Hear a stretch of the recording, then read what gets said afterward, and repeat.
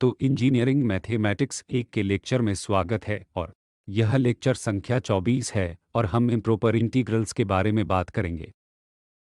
तो खासकर आज हम टाइप 2 के इम्प्रॉपर इंटीग्रल्स के कन्वर्जेंस के बारे में चर्चा करेंगे।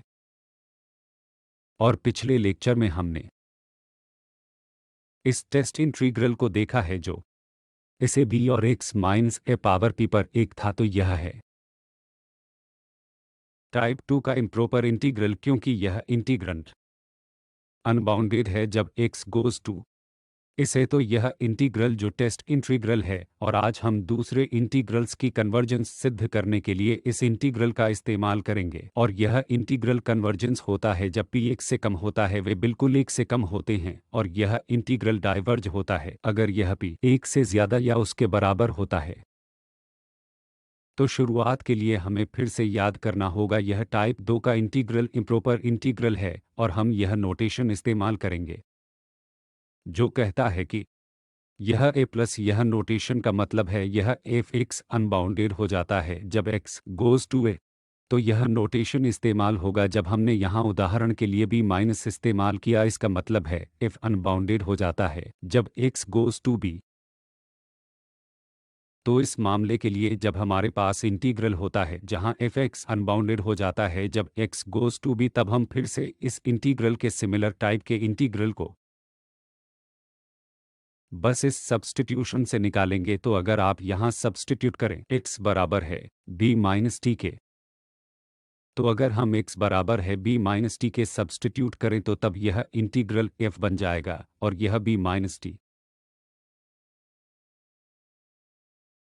और यह dx माइनस साइन के साथ माइनस dt होगा। और फिर जब x a हो यह t बन जाएगा b माइनस a।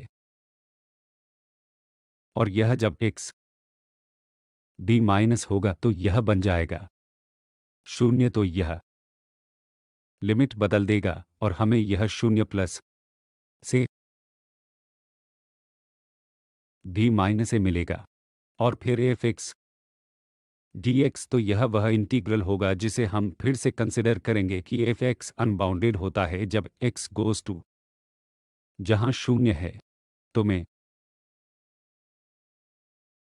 हम इस इंटीग्रल को कंसिडर करेंगे जो फिर इस प्रकृति का है जिसे हम चर्चा के लिए मानक के तौर पर लेते हैं कि आपका इंटीग्रैंड f बाउंडेड है जब चर्चा निचली लिमिट तक जा रही है। तो यहाँ इस मामले में जब t 0 के पास पहुँच रहा है तो यह अनबाउंडेड बन रहा है। तो वही स्थिति जो हमारे पास ऊपर वाले इंटीग्रल में है कि यह f(x) अनबाउंडेड होता है जब x goes to right hand side से। तो अब अगले पर चलते हैं। हमारे पास इंटीग्रल टाइप 1 के लिए पिछले लेक्चर में पहले ही चर्चा किए गए के सिमिलर कंपैरिजन टेस्ट है। और इस मामले में फिर से हम मान लेते हैं कि हमारे पास इस a और b के बीच के फंक्शन की वैल्यू के लिए इनइक्वालिटी है। तो यह x गैर निगेटिव वैल्यू ले रहा है और g f से बड़ी वैल्यू ले रहा है। और तब हमारे पास है कि अगर यहाँ g ज़्यादा बड़ा है, g ज़्यादा बड़ी वैल्यू ले रहा है, तो इस इंटीग्रल a से b g x d में यह x कन्वर्ज होता है। तो स्वाभाविक रूप से वह इंटीग्रल जहां इंटीग्रैंड छोटी वैल्यू ले रहा है तो g भी कन्वर्ज होगा। दूसरा, हम इस संबंध से हम यह निष्कर्ष भी निकाल सकते हैं कि अगर इस g पर g इंटीग्रल डाइवर्ज होता है तो g डाइवर्ज होगा अगर इंटीग्रल छोटा वाला है f(x) dx। अगर यह डाइवर्ज होता है तो क्योंकि यह f g से छोटी वैल्यू ले रहा है, तो मगर यह इंटीग्रल डाइवर्ज होता है तो स्वाभाविक रूप से यह इंटीग्रल वैल्यू इस इंटीग्रल से बड़ी होनी चाहिए, तो निश्चित रूप से यह डाइवर्ज होगा। तो एक साधारण कंपैरिजन टेस्ट है, लेकिन ऐसे इम्प्रॉपर इंटीग्रल्स के व्यवहार का निर्णय करने के लिए बहुत उपयोगी है। यहाँ एक और टेस्ट है जिसे हम कंपैरिजन टेस्ट 2 कहते हैं, या इसे लिमिट टेस्ट और लिमिट कंपैरिजन टेस्ट भी कहते हैं। और इस मामले में फिर हम इसे उसी इनइक्वालिटी में कंसिडर करते हैं कि f गैर निगेटिव वैल्यू ले रहा है और जी एफ से बड़ी वैल्यू ले रहा है, तो तब हम इस लिमिट को कंप्यूट करते हैं जो है एक्स ए प्लस के पास पहुंच रहा है, क्योंकि हमारी समस्या थी जब एक्स ए के पास पहुंचता है तो हम यहाँ यह अनुपात लेते हैं जी एक्स पर एफ एक्स, और हमें पता लगाना होगा कितने जी के लिए हमें यह निष्कर्ष मिल रहा है। तो हम एक और फंक्शन लेते हैं दिए गए फंक्शन f के आधार पर। यह काफ़ी स्पष्ट हो जाएगा जब हम उदाहरणों पर चर्चा करेंगे। तो इस मामले में इस लिमिट को कंप्यूट करने के लिए हम दिए गए f के लिए कोई g चुनेंगे या उससे उल्टा करेंगे। मान लो यह लिमिट k आ रही है तो k की वैल्यू के आधार पर हम दूसरे इंटीग्रल की दी गई प्रकृति के लिए इंटीग्रल की प्रकृति तय कर सकते हैं। तो यहाँ उदाहरण के लिए अगर x शून्य के बराबर नहीं है, तो अगर हमें लिमिट के तौर पर यह नॉन ज़ीरो संख्या मिल रही है, तो तब दोनों इंटीग्रल्स मतलब a से b यह एफ एक्स डी एक्स और c से b जी एक्स डी एक्स एक तरह का व्यवहार करेंगे।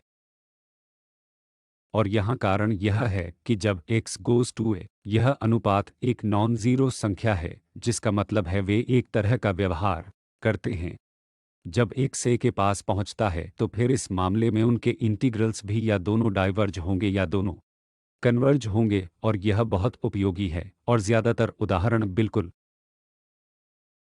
हम इस निष्कर्ष का इस्तेमाल करते हैं कि यह जी के जो हमें अनुपात की इस लिमिट के बाद मिला, और फिर या इन टेस्ट इंटीग्रल के आधार पर, चाहे वह कन्वर्ज होता हो या डाइवर्ज, दूसरे इंटीग्रल के व्यवहार का निष्कर्ष हम निकाल सकते हैं। इससे आगे अगर हमें उदाहरण के लिए यह के शून्य मिलता है तो तब क्या हो रहा है? इसका मतलब है यह जी बहुत तेजी से बढ़ रहा है और शायद इस एफ एक्स की बजाय इन्फिनिटी पर जा रहा है। तो हमें यह शून्य मिला तो ऐसे लगता है कि जी की बड़ी वैल्यू मिल आ रही है जब एक्स ए के पास पहुंचता है। तो अगर यह इंटीग्रल कन्वर्ज होता है इस मामले में जी इंटीग्रल, तो हम बता सकते हैं कि यहाँ इस लिमिट की वजह से यह इंटीग्रल एफ भी कन्वर्ज होगा। यह जी बहुत तेजी से बढ़ रहा होगा और यही कारण है हमें यहाँ शून्य मिल रहा है।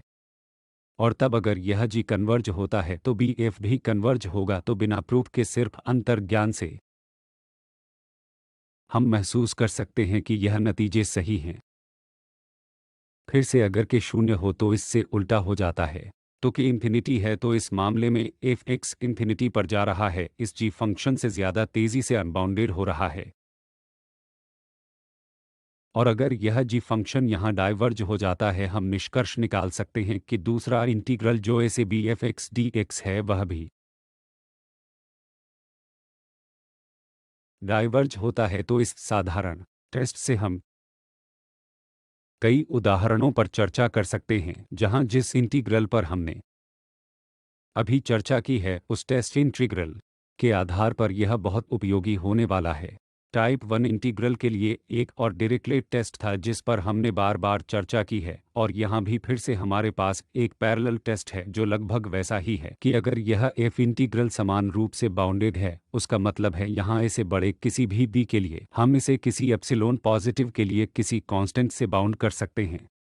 तब इससे आगे अगर हम मान लें कि एक अन्य फंक्शन जी मोनोटोन और बाउंडेड है और शून्य के पास पहुंच रहा है, जैसे एक्स इस ए के पास पहुंच रहा है, और फिर यह डिरिक्लेट टेस्ट निष्कर्ष निकालता है कि यह इंटीग्रल ए से बी जिसका यह प्रोडक्ट है एफ एक्स जी एक्स भी कन्वर्ज होता है।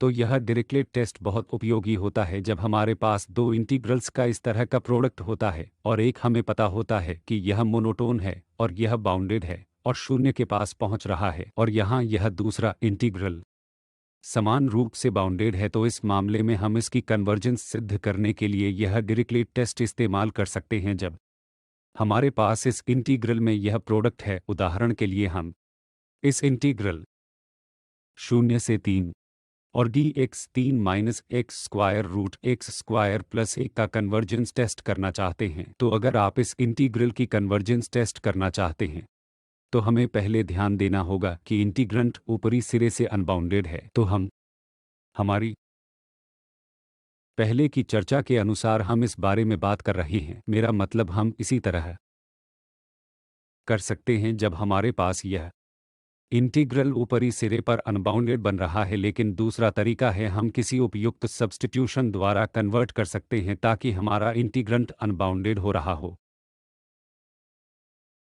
जब हम इंटीग्रल की निचली बाउंड्री के पास पहुंचते हैं तो इस 3 माइनस एक्स बराबर है टी के को सब्स्टिट्यूट करके, तो अगर हम इसे 3 माइनस एक्स बराबर है टी के को सब्स्टिट्यूट कर दें और इसका मतलब होगा D x minus T T के बराबर है, और इंटीग्रल का यह ऐसा हो जाएगा जब x गोज़ टू 0 यह t 3 होता है, और जब x 3 होता है t 0 होता है इस dt के साथ माइनस साइन के साथ, और फिर 3 माइनस एक्स को t कहा जाता है, और फिर हमारे पास यहाँ एक्स स्क्वायर प्लस 1 होता है, तो 1 होता है 3 minus t whole square plus 1, तो वह होगा इंटीग्रल, और फिर यहाँ यह प्लस बनाकर यह 0 होगा और यह 3 बन जाएगा।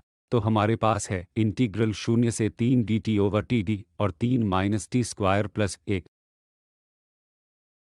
तो इसका होना कि 3 minus t square plus 1 over 0 से 3 डी टी के बराबर है।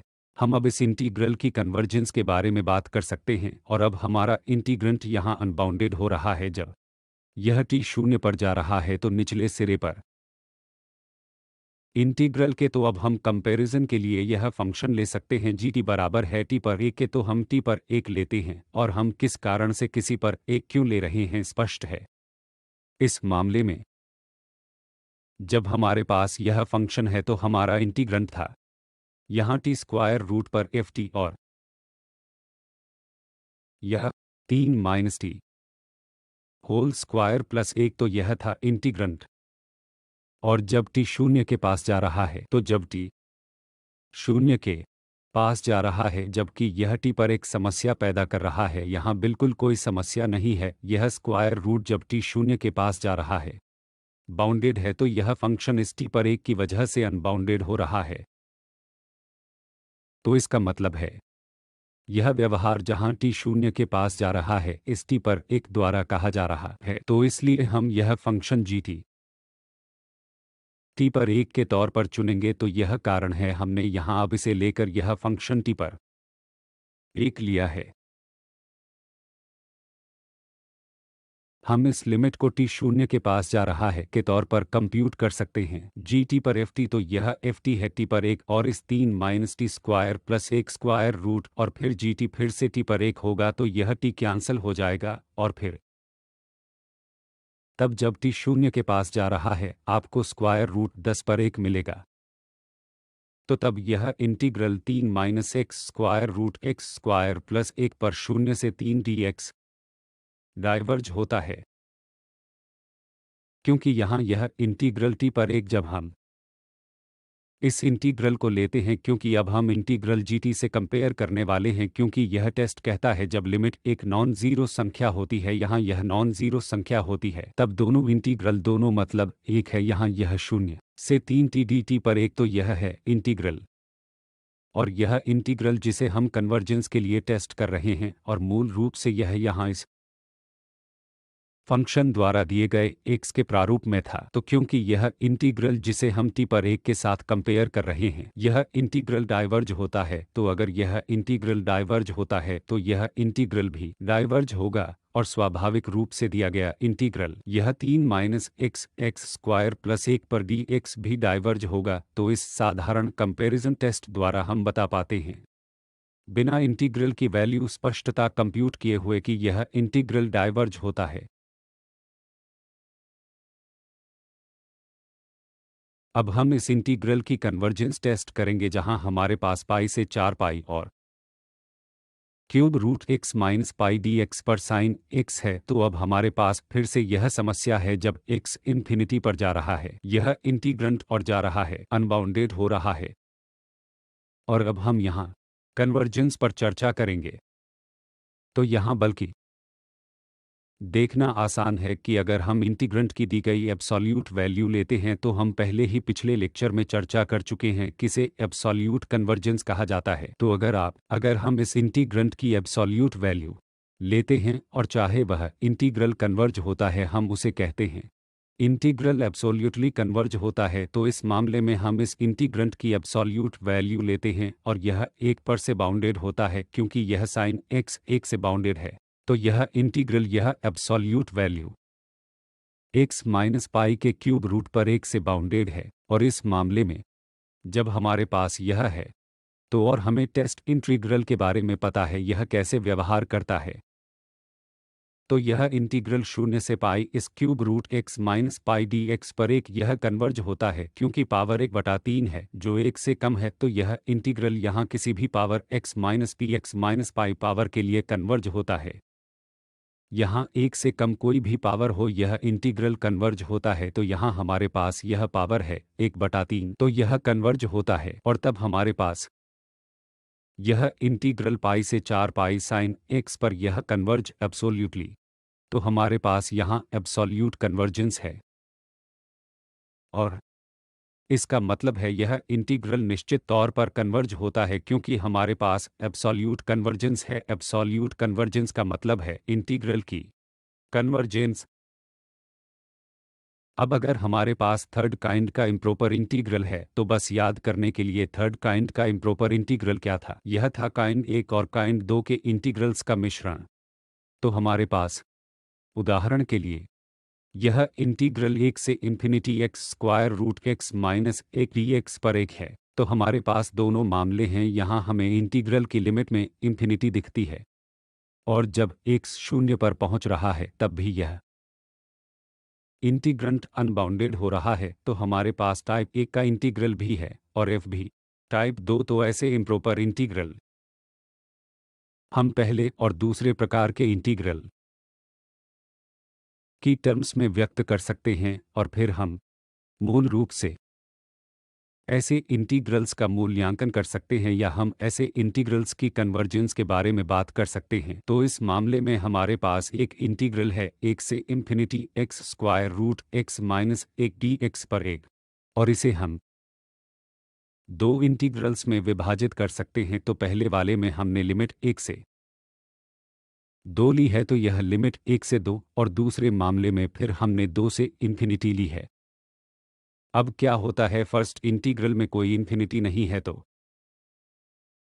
तब यह इंटीग्रैंड अनबाउंडेड हो रहा है। जब x 1 के पास पहुंच रहा है तो यह एक टाइप 2 का इम्प्रॉपर इंटीग्रल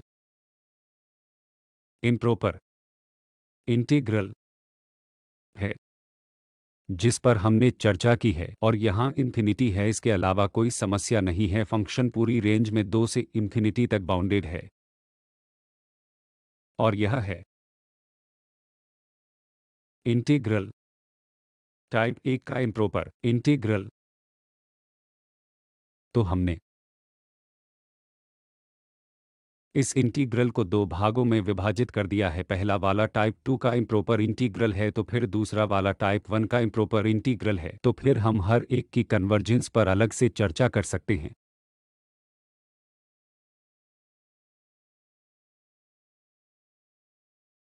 तो इस कन्वर्जेंस के लिए हम इस कंपैरिजन टेस्ट का इस्तेमाल करेंगे और यहाँ फर्स्ट इंटीग्रल के लिए अगर हमने पहले चर्चा की है तो हम यह function square root x minus 1 पर 1 लेंगे और कारण स्पष्ट है अगर हम इंटीग्रल पर नज़र डालें। यहाँ फर्स्ट इंटीग्रल इस मामले में हमारे पास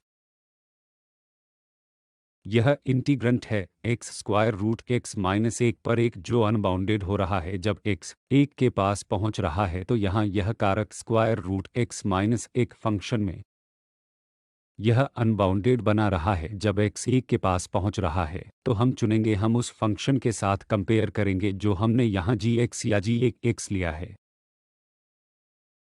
स्क्वायर रूट x माइनस 1 पर 1 के तौर पर अगर हम यहाँ दोनों का अनुपात लेते हैं तो f हमारा इंटीग्रैंड था, तो यहाँ फर्स्ट इंटीग्रल में f x था x और x माइनस 1 पर 1, दूसरे इंटीग्रल में g x से रूट x माइनस 1 पर 1 है। और अगर हम लिमिट g x पर f x लेते हैं और फिर लिमिट x के 1 पर पहुंचने की जांच करते हैं, इस मामले में अब होगा क्या, तो लिमिट x 1 के पास पहुंच रही है और यह g x पर f x, तो यह है 1 पर x बच जाएगा। दूसरा स्क्वायर रूट एक्स माइनस एक पर एक को कैंसिल कर देगा और एक्स एक के पास पहुंच रहा है, यह एक है। तो हमें यहाँ इस अनुपात की लिमिट के तौर पर एक नॉन जीरो संख्या मिल रही है, जिसका मतलब है यह इंटीग्रल दिया गया इंटीग्रल और इस जी का इंटीग्रल, तो इंटीग्रल 1 से 2 और यह स्क्वायर रूट एक्स माइनस एक पर एक, वे दोनों एक तरह से व्यवहार करेंगे। और हम टेस्ट इंटीग्रल से जानते हैं कि यह integral square root x minus एक डी एक्स पर एक और एक से दो, यह इंटीग्रल कन्वर्ज होता है, तो इसलिए दिया गया इंटीग्रल भी कन्वर्ज होता है।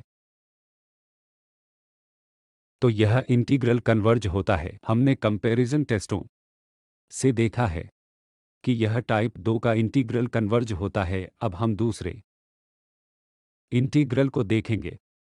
तो दूसरे इंटीग्रल के लिए हम चुनेंगे फंक्शन एक्स स्क्वायर पर एक। कारण फिर स्पष्ट है क्योंकि यहाँ फंक्शन समस्या इस इन्फिनिटी की वजह से है, तो हम इस फंक्शन के व्यवहार की जांच करेंगे जब एक्स इन्फिनिटी के पास पहुंच रहा है और वहां से हम लेंगे फंक्शन जी कंपैरिजन के लिए। तो अगर हम यहाँ इस एफ एक्स को लेते हैं जो इंटीग्रल था, तो इस एक्स पर एक और यह स्क्वायर रूट माइनस एक, तो यह व्यवहार करता है जब एक्स इन्फिनिटी के पास पहुंच रहा है।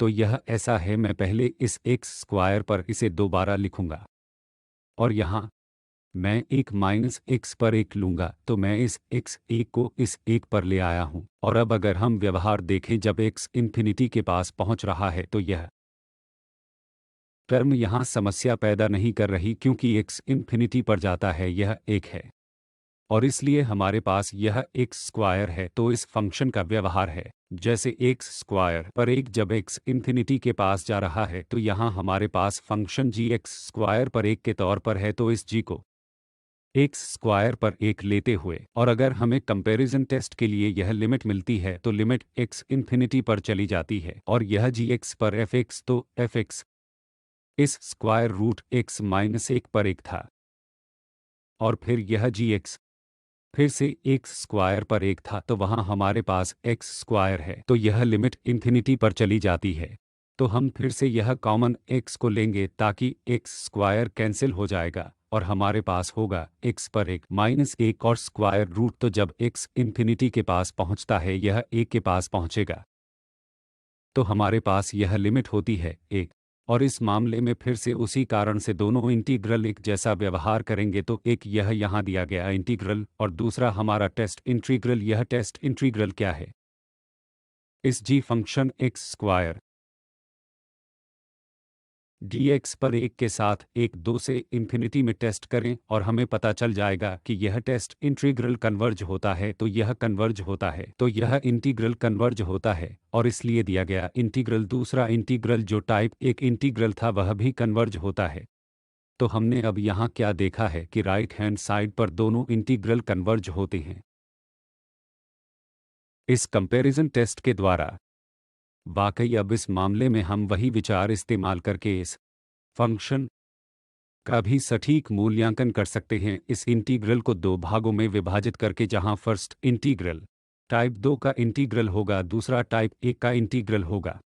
हम हर एक का मूल्यांकन कर सकते हैं या हम इस इंटीग्रल को उसी विचार के साथ कंसिडर कर सकते हैं यहाँ एक प्लस एप्सिलॉन लेकर, जिससे हम यहाँ बचे हैं। और उच्चतम लिमिट जो इन्फिनिटी थी, उसकी जगह हमने एक संख्या r को रख दिया है, संख्या r, और इस x पर एक और इस x माइनस एक dx को लेते हुए अब हम पहले इस इंटीग्रल का मूल्यांकन करेंगे क्योंकि यह एक प्रॉपर इंटीग्रल है। हमें निचले सिरे पर कोई समस्या नहीं है और ऊपरी सिरे पर भी नहीं। तो यहाँ पर हम इस स्क्वायर रूट एक्स माइनस एक को t से सब्स्टिट्यूट करेंगे और फिर हम इंटीग्रल का मूल्यांकन आसानी से कर सकते हैं। तो यह सब्स्टिट्यूशन करके हमने इस x माइनस एक बराबर है टी स्क्वायर के को सब्स्टिट्यूट कर दिया है, जिसका मतलब है यह dx बराबर है 2t और dt के।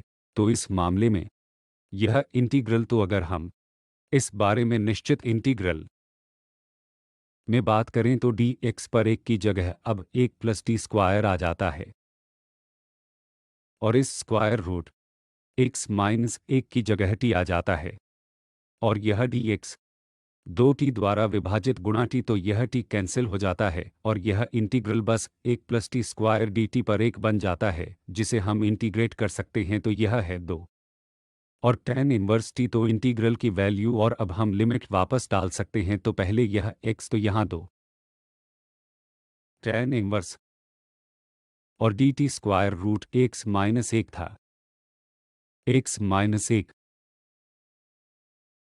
तो अब 1 प्लस एप्सिलॉन से r तक लिमिट है, तो इन लिमिटों को यहाँ रखकर हमें मिलता है 2 और यह tan इनवर्स, यह स्क्वायर रूट r माइनस 1 और फिर माइनस यह tan इनवर्स और इस x की जगह पर 1 प्लस एप्सिलॉन आ जाता है, तो 1 कैंसिल हो जाता है और हमें एप्सिलॉन का स्क्वायर रूट मिलता है। तो यह है इंटीग्रल की वैल्यू। दिया गया इंटीग्रल जो यहाँ दिया गया है tan इनवर्स r माइनस 1 का 2 टाइम्स यह स्क्वायर रूट और माइनस tan इनवर्स एप्सिलॉन। तो इसके साथ अब हम दिए गए इंटीग्रल पर जा सकते हैं। तो इस मामले में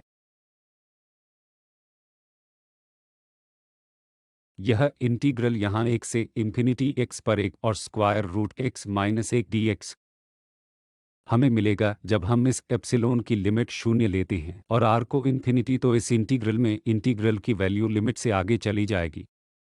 जब r इंफिनिटी के पास पहुंच रहा है और एप्सिलॉन 0 के पास पहुंच रहा है, तो जब r इंफिनिटी के पास पहुंच रहा है, आप देखते हैं यहाँ r इंफिनिटी tan इनवर्स के पास पहुंच रहा है, यह इंफिनिटी जो पाई बटा 2 बन जाएगी और इससे tan इनवर्स माइनस कर जब यह एप्सिलॉन 0 के पास पहुंचता है, तो तब tan इनवर्स 0 बन जाएगा। तो हमारे पास इस पाई बटा 2 और 2 टाइम्स की वजह से है, तो यह ऐसा ही होगा, तो फिर से ऐसा नहीं। यह यहाँ है tan इनवर्स पाई बटा tan इनवर्स इंफिनिटी, तो वह होगा पाई बटा 2 और यह है माइनस 0 और फिर हमारे पास यहाँ है 2 टाइम्स यहाँ पाई है। तो इस इंटीग्रल की वैल्यू है पाई और हमने पहले भी देखा है वैल्यू के मूल्यांकन के बिना कि यहीं पर यह एक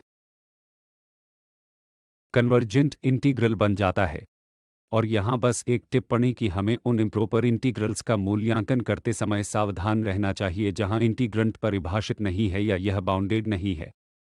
एक इंटीग्रल की रेंज के एक इंटीरियर पॉइंट पर, तो अगर हमारे पास एक पॉइंट है, अंतिम पॉइंट नहीं, अगर हमारे पास मध्य में पॉइंट है जहां इंटीग्रल इन्फिनिटी हो रहा है, इंटीग्रैंड है, अनबाउंडेड है या यह परिभाषित नहीं है, हमें मूल्यांकन के लिए बहुत सावधान रहना होगा। तो मान लो हमारे पास यह इंटीग्रल इसे भी एफ एक्स डी एक्स है और उससे आगे हम मान लेते हैं कि एक पॉइंट सी पर एफ एक्स अनबाउंडेड है जहां सी और बी के बीच एक पॉइंट है। तो इस मामले में यह एफ एक्स पॉइंट सी पर किसी जगह पर अनबाउंडेड हो रहा है जो इंटीग्रल की रेंज में है और फिर हमें इसे उस पॉइंट पर विभाजित करना होगा। तो इसे c f x d x और फिर सी से b f x d x. अब हमारे पास टाइप 2 के ये दो इंटीग्रल्स हैं, तो यहाँ यह अनबाउंडेड हो रहा है जब एक्स सी के पास पहुंच रहा है और यह तब भी अनबाउंडेड हो रहा है जब एक्स सी के पास पहुंच रहा है। अब इस लिमिट को पाने के दो रास्तों के बारे में सोचा जा सकता है। एक है हम यह एप्सिलॉन डालें और एप्सिलॉन हम लिमिट लेते हैं जब यह 0 पर जाता है और हमारे पास है इसे सी माइनस एप्सिलॉन और यहाँ हमने किया है सी प्लस एप्सिलॉन से बी। तो इन दो जगहों पर हम उस पॉइंट सी से सी माइनस एप्सिलॉन और सी प्लस एप्सिलॉन से बचे हैं। दूसरे मामले में हमने दोनों जगहों पर वही एप्सिलॉन लिया है जो कि मूल्यांकन के लिए सही वाला है। मूल रूप से हम फर्स्ट इंटीग्रल के लिए पहला एप्सिलॉन लेते हैं क्योंकि ये दोनों अलग इम्प्रॉपर इंटीग्रल हैं, तो हमें अलग तरीके से करना चाहिए। तो यहाँ हमारे पास है लिमिट एप्सिलॉन 1 से 0 इसे सी माइनस एप्सिलॉन और प्लस 0 से यह एप्सिलॉन जब सी प्लस एप्सिलॉन 2 से बी। तो अब हमने इन दो इंटीग्रल्स को यहाँ अलग तरीके से कंसिडर किया है। यहाँ हमने एक एप्सिलॉन डाला है और फिर वहाँ इन पॉइंटों से बचे हैं। तो इस मामले में जब हमारे पास कन्वर्जेंस इंटीग्रल्स हैं तो कोई समस्या नहीं है, चाहे आप यह वाला लो या वह वाला, यह एक जैसा ही आएगा। लेकिन दूसरे मामलों में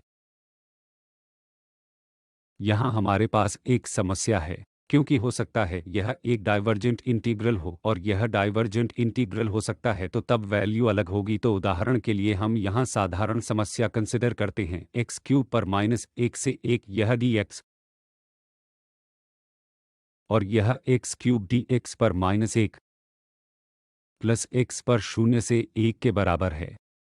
तो अगर हम ये दो इंटीग्रल्स लेते हैं तब अगर हम एक एप्सिलॉन डालकर पहला तरीका इस्तेमाल करें तो होगा क्या जब हम इस एक्स क्यूब पर 1 को कंप्यूट करेंगे जो होगा 2x² पर 1 और यहाँ ये लिमिट रखकर -1 से एप्सिलॉन हमें फिर से दूसरे इंटीग्रल के लिए यह मिलेगा, हमें मिलेगा एक माइनस एप्सिलॉन पर 1। तो अब इसमें कैंसिल हो जाएगा और मूल रूप से यह लिमिट 0 होगी। लेकिन क्या होगा अगर हम फर्स्ट इंटीग्रल का -1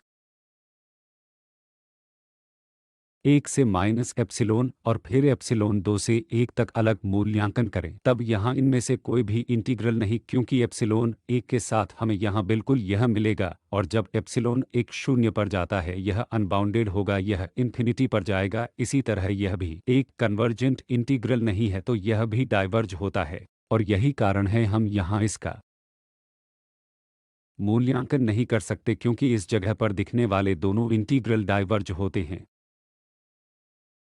और वे एग्जिस्ट नहीं करते हैं। लेकिन अगर हम दोनों जगहों पर एप्सिलॉन लेकर यहाँ यह गलती करते हैं तो वैल्यू 0 आएगी।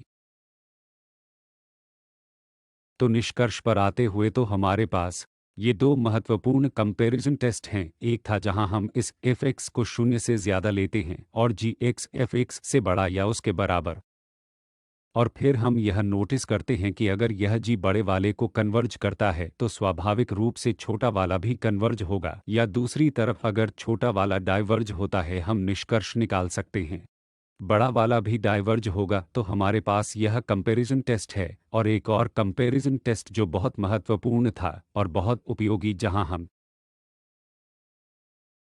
एक और फंक्शन g लेते हैं और यह लिमिट कंप्यूट करते हैं और इस संख्या के आधार पर हम कन्वर्जेंस का निष्कर्ष निकाल सकते हैं। तो अगर के 0 के बराबर नहीं है दोनों इंटीग्रल्स एक जैसा व्यवहार करते हैं, और अगर के 0 के बराबर है तो अगर यह g इंटीग्रल कन्वर्ज होता है तो f भी कन्वर्ज होता है, और अगर के इन्फिनिटी है जिसका मतलब है कि g डाइवर्ज होता है तो f भी डाइवर्ज होगा। तो यह था कंपैरिजन टेस्ट 2 और लेक्चर तैयार करने के लिए ये संदर्भ हमने इस्तेमाल किए हैं और बहुत धन्यवाद।